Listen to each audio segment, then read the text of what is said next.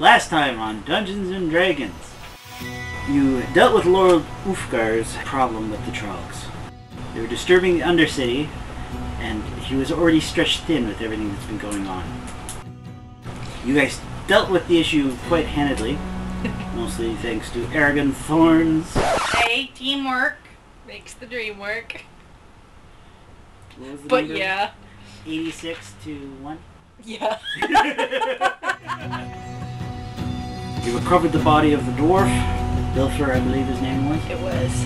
And Lord has given you his permission. You can enter the Charred Lands through his gate.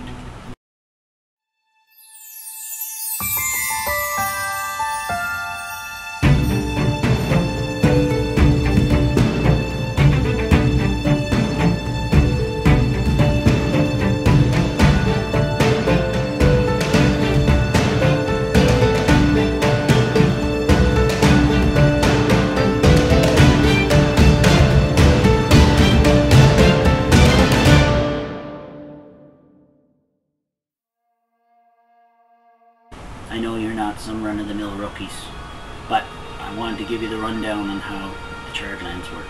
A lot of people who come here for the first time, they don't know, and they get themselves in trouble right off the bat. I know you said you were going to brew fire-resistant potions, which is good. You'll need some place to set up to do it. I can supply that for you. I also wanted to tell you about the undead issue we're having in the Charred Lands right now because of the hag. We don't know if it's her in particular making the undead, because I've never heard of a solo hag being able to produce an undead by themselves. But she probably has somebody that she has contracted or bargained with that is currently producing the army for her. Yay, necromancer!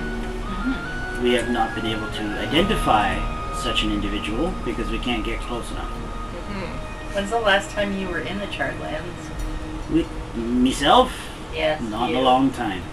Yeah, he's the lord. He has to run the city. I get to maybe leave the city walls once a week to go survey the fields. That's about it.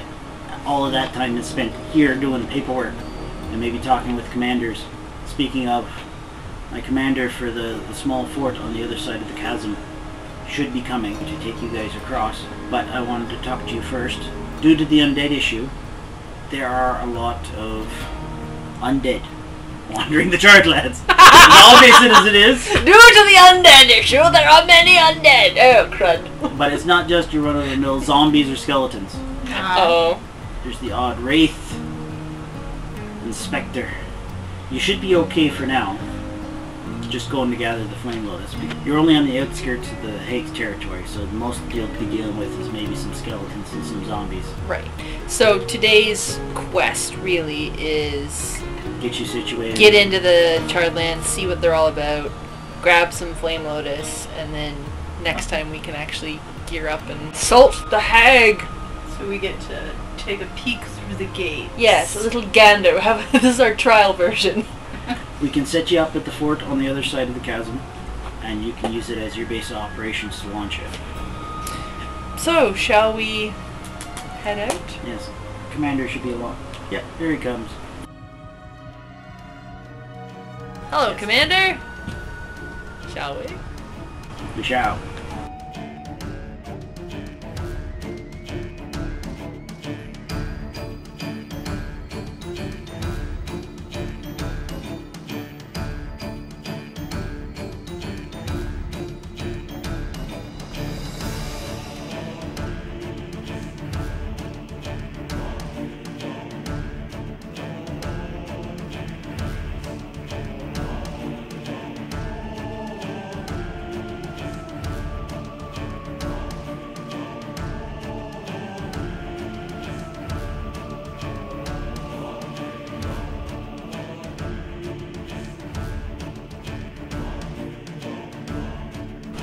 How many men are at this gatehouse?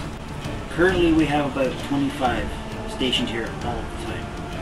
At max capacity, this fort could hold 100 dwarves, fully garrisoned. But we don't have those resources right now. Because you are beset on all sides. Do you see a lot of action?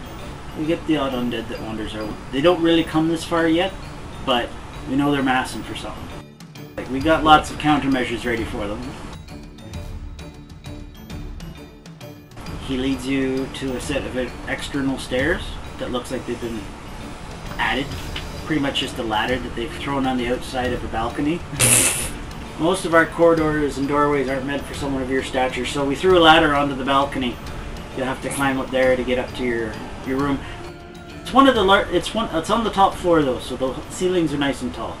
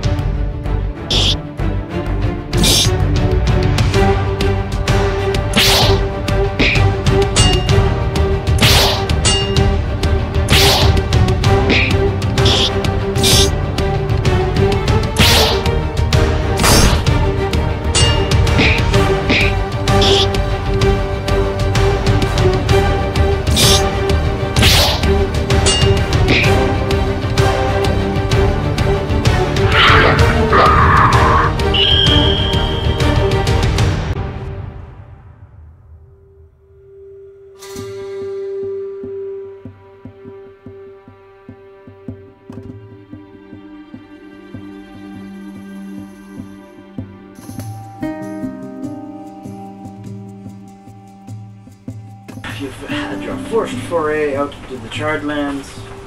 You've managed to collect your flame lotuses. Begin brewing your potion.